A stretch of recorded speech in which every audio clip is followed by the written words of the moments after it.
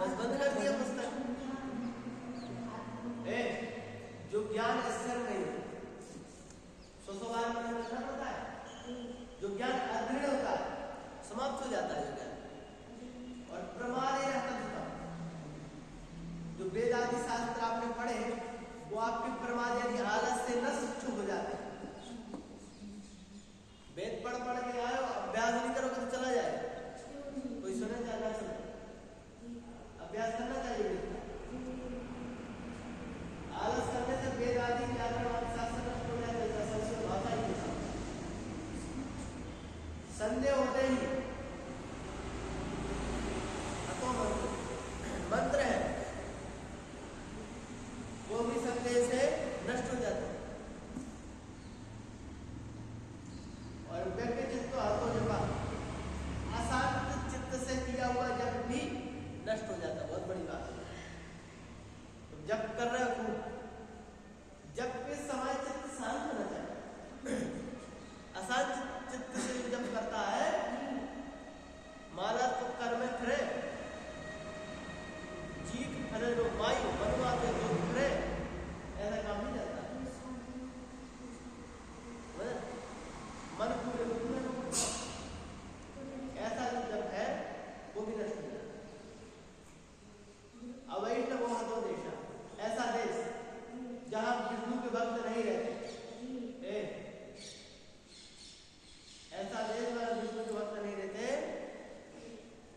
खत्म, नष्ट हो जाता। और जो श्राद्ध आप करते हैं, जो पात्र नहीं है, ब्राह्मण नहीं, जिसको भी श्राद्ध खिला दिया वो भी नष्ट हो जाता। अपात्र श्राद्ध नहीं कराना चाहिए। अतवश्य वेद भी है, उसको दान देना भी व्यर्थ है। अनाचार आचार का बोले वो भी व्यर्थ। बस खत्म। विश्वास गुरु वाक्य से स्वस्मिन धीरत्व भावना मनो तो जैसे कथाएं निष्ठलाभ कह रहा है। कैसे कथा सुनना चाहिए? विश्वास गुरु वाक्य से, गुरु के वचनों में विश्वास करके कथा सुनना चाहिए। स्वस्मिन धीरत्व भावना, अपने मन में दीनता की भावना लानी चाहिए। किसकी भावना लानी चाहिए? मनोदोष जैसे, मनोदोष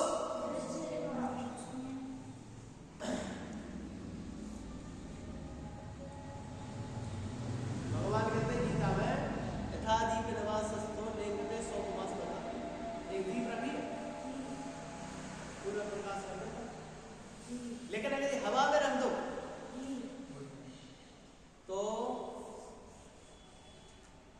वो दीपक की लय अस्थिर हो जाती है, हिलती रहती है कि नहीं हिलती एकदम।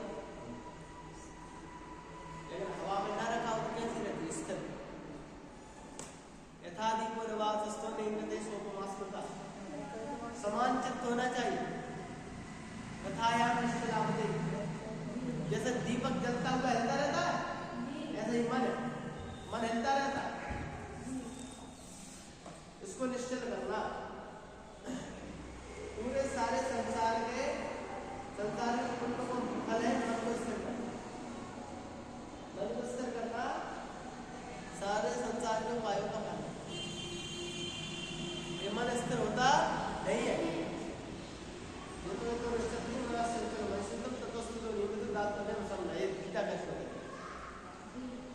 मन है भागता है, फिर पकड़ के लाइए, भागता है, फिर पकड़ के लाइए, भागता है, फिर पकड़ के लाइए। आत्मन्य समझो, इसको आत्मा से जोड़ो। जब आप भगवान के साथ बोलो तो धीरे धीरे भागना उसका कम हो जाएगा। जन्म तक यत्न करने से हो जाता है।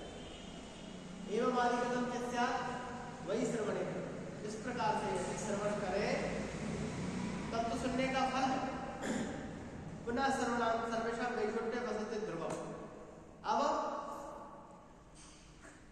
इस प्रकार कथा सुनने के अंत में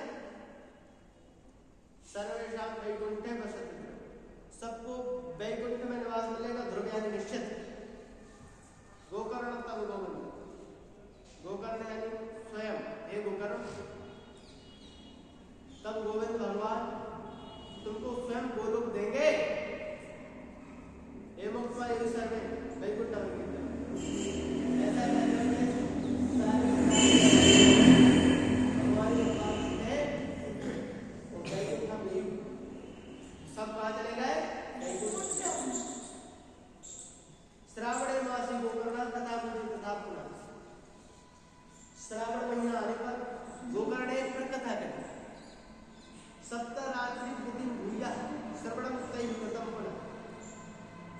वही वही सारे सुना।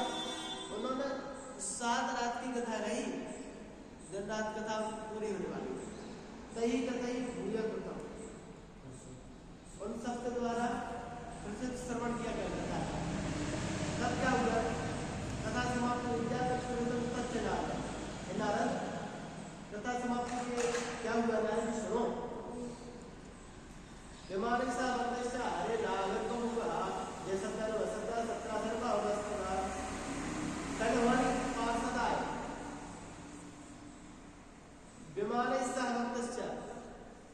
विमान में अपने भक्तों के साथ हरे रावण भगवान श्री हरि स्वयं प्रकट हो गए और प्रकट हुए तो जय शब्द नमः शब्द जो शब्द होने लगे, बहुत प्रकार से होने लगे, जय जयकार होने लगे भगवान। और 5 जन्म धनु चक्रे हस्ता स्वयं भगवान ने स्वयं खुश होकर के 5 जन्म शंख बजाया, भगवान ने अपना शंख बजाया वहां। और गोकर्ण तू समालिंगा करो सो सदृशम हरि, वाह। गोकर्ण को भगवान ने गोकर्ण का आलिंगन करके अपने समान कर लिया, भगवान अपने समान बना दिए। भगवान स्थानीय थे तो ऊंचे बैठे थे, हमने थे वैकुंठ में सब समान, स्वर्ग में यज्ञ ऊपर बैठेंगे, बाकी सब पता नीचे बैठेंगे, ऊंचा नीचा, लेकिन भगवान अपना स्वरूप बना देते हैं वैकुंठ में। आप पहचान नहीं सकते भगवान के पास जमाएंगे, भगवान ही पास जैसे भगवान कैसी को अपने स्वरूप भगवान दे देते हैं। तो गोकर्ण को उन्होंने अपना स्वरूप दिया, अपने समान बना लिया। ईसाई की मुक्ति तो उनके समान हो, 4 प्रकार की मुक्ति आई। आगे बढ़ो, श्रुत्यंजन घर श्यामा पीत कौशल वासा किरीट कुंडलिक सदा चक्रे हरि खड़ा और अन्य समुद्री। और दूसरे जो श्रोता थे उनको मेघ के समान सांवला, पीत कौशल वासा, पीले रंग के कौशल का अंबर, पीतांबर धारण करने वाला, किरीटिना मुकुट से युक्त और कुंडल से युक्त, कुंडलों से युक्त, ऐसा उनको बना दिया। चक्रे अरे सरा तदग्राम स्थिता जीवा आसुचांड जाते हैं। सुनिए ध्यान से, पीछे क्या देखते हो भाई, अब उस गांव में जो दूसरे जीव थे, तदग्रामे जीवा आसुचांड जाते हैं, जो कुत्ते से लेकर चांडाल तक के जाति के जो लोग थे, लगाया ते भी विमाने स्थापिता, उनको भी विमान में बिठा रहा, कुत्ता भी विमान में बैठा। गोकर्ण जी का वन, आज तो कुत्ता जीप में बैठते हैं, पहले कुत्ता विमान में बैठते हैं। परिसितारी लोग यत्र गच्छन्ति जीवना गोकर्ण गोपालो भक्त वत्सला। अब सुनिए, हरि लोके प्रेषिता, गोकर्ण के द्वारा गोकर्ण ने सबके सब हरि लोग को प्रेषित हो गए, हरि लोग के भेजते गए। यत्र योगिना गच्छन्ति, जहाँ योगी लोग जाते हैं। भक्त वत्सला गोपाला, भक्त को प्रेम करने वाले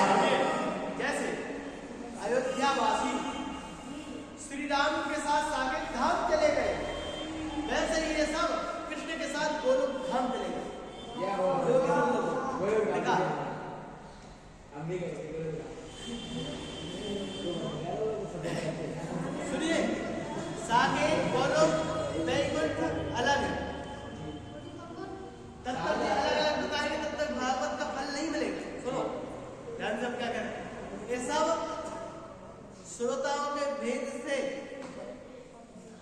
एक कथा बनती है। इसको समझते हुए आप लोग चलिए, यही से सब खंडन शुरू करते हैं। सुनिए, जैसे राम जी के साथ अयोध्यावासी साकेत लोग गए थे, वैसे कृष्ण के साथ गोकर्ण चले गए। बोलो, यद् सूर्य से सोमस्य सिद्धानां तदति कदा तम लोकं यदास्ते श्रीमद् भागवत श्रवणम्। जिस लोक में सूर्य चंद्रमा की गति नहीं है, सिद्धों की भी गति नहीं है, ते तम लोगों में मेष लोक में पहुंच गए। कैसे पहुंच गए? श्रीमद् भागवत श्रवण, श्रीमद् भागवत का श्रवण करने से। ब्रूमेत किं फलवद्वज्ज्वलं सप्तायकेन कथा सचितं कर्णेन गोकर्णकथाक्षरो यैः गीतस्य कथा। देखिए कह रहा है,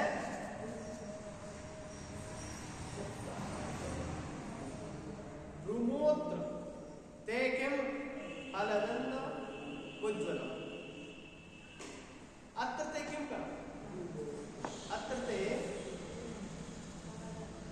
सप्ताह यज्ञेन कथासु संचितम। सप्ताह यज्ञ से कथाओं में जो संचित यानी किया गया है वो उज्ज्वलम फल वृंदम, उस निर्मल फल का समुदाय। फल वृंद यानी फल की राशि, फल का समुदाय। उसके विषय में अत्रते, अब यानी आप लोगों से, यानी आप लोगों से क्यों ब्रूमा यानी क्या कहे? किम ब्रूमा, आप लोगों से हम क्या बताएं? सप्ताह यज्ञ से संचित कथा संचित, सप्ताह यज्ञ में कथाओं से संचित जो उज्ज्वल फल वृंद है, उज्ज्वल निर्मल जो फल का समुदाय जो प्राप्त हुआ है, उसके विषय में हम आपको किम ब्रूमा क्या होता है? कर्णेन गोकर्ण कथाक्षरो यही, कर्णेन कान से गोकर्ण की कथा, जिसने एक अक्षर को भी पी लिया, जिसने कथा के अक्षर को, जिन जिन लोगों ने कथा रूपी अमृत को पी लिया अपने कानों से, गोकर्ण की कथा को, गोकर्ण की कथा का अक्षर भी जिन्होंने कानों से पिया, ते भूया न गर्भगता, फिर वो फिर कभी गर्भ में नहीं आते, उनका मोक्ष हो जाता है। पुनरपि जननम पुनरपि मरणम पुनरपि जननी जठरे शयनम। जननी के जठर में, जननी के उदर में फिर वो लौट के नहीं आते। जिनके कान में एक अक्षर भी गोकर्ण की कथा का पड़ गया, यही करने न गोकर्ण कथाक्षरा पीता ते जनाः भूया न गर्भगता, वे लोग फिर से माता के गर्भ में नहीं आते।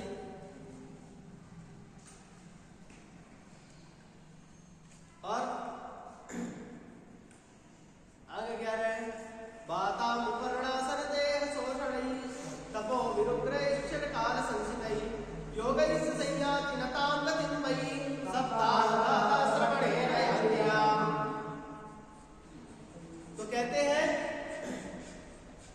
बाताम पर्णासन देह शोषणै, बात यानी वायु, अंगु यानी जल, पड़े यानी सूखे पत्ते, उनके असल यानी भोजन से, देह शोषण, देह को सुखा देने वाला जो तप है, तपो भी तृतीया का बहुवचन, तप जो है सब तृतीया का बहुवचन। बाताम पर्णास, कुछ लोग वायु पीकर रहते हैं, कुछ पानी पीकर रहते हैं, कुछ पत्ते खा करके रहते हैं। बातम पर्णासन देह शोषण, वायु पीकर, जल को पीकर, और पर्ण यानी पत्ते खा करके, और आसन यानी भोजन, देह शोषण, अपने शरीर को सुखा देने वाली जो तपस्या है, देह को सुखा देने वाला जो तप है, उससे चिरकाल संचित, चिरकाल यानी बहुत समय से इकट्ठी की हुई, संचित की हुई जो योग है, जो योग साधना है, उसके द्वारा भी लोग काम गति में संज्ञान, उस गति को नहीं प्राप्त कर सकते। काम गति ना संज्ञान, उस गति को प्राप्त नहीं कर सकते। निराहार व्रत, वायु जल पी करके, पत्ते खा करके, पूरे देह को सुखा करके, ऐसी तपस्या से, ऐसी उग्र तपस्या से चिरकाल गुरुकुल बहुत देर तक ऐसी कोई तपस्या करते रहे, योग से भी जना तब लोग न संज्ञान, उस लोग तक नहीं पहुंच पाते हैं। ताम गतिम न जानते, उस गति को नहीं पहुंच पाते। ताम गतिम न संज्ञान, उस गति तक नहीं पहुंच पाते। याम गति, जो गति सप्ताह श्रवणेन जानती, वो सप्ताह कथा के श्रवण से जिस गति को प्राप्त कर लेते हैं। ये सप्ताह ये का महत्व बता रहे हैं, जो तपस्या से, योग से, व्रत से, नियम से जिस गति को प्राप्त नहीं कर सकते, वो प्राप्त आप केवल भागवत की सप्ताह कथा श्रवण करके प्राप्त कर सकते हैं। गाथा यानी कथा। इतिहास में पुण्यम सांडिल्यो भी मुनीश्वरा पठते चित्रकूटस्थो पठन ब्रह्मानंद प्रकृतः। एक सांडिल नाम के मुनीश्वर, वे चित्रकूटस्थ, चित्रकूट में बैठ करके एवं पुण्यम इतिहासम, इस पुण्य इतिहास को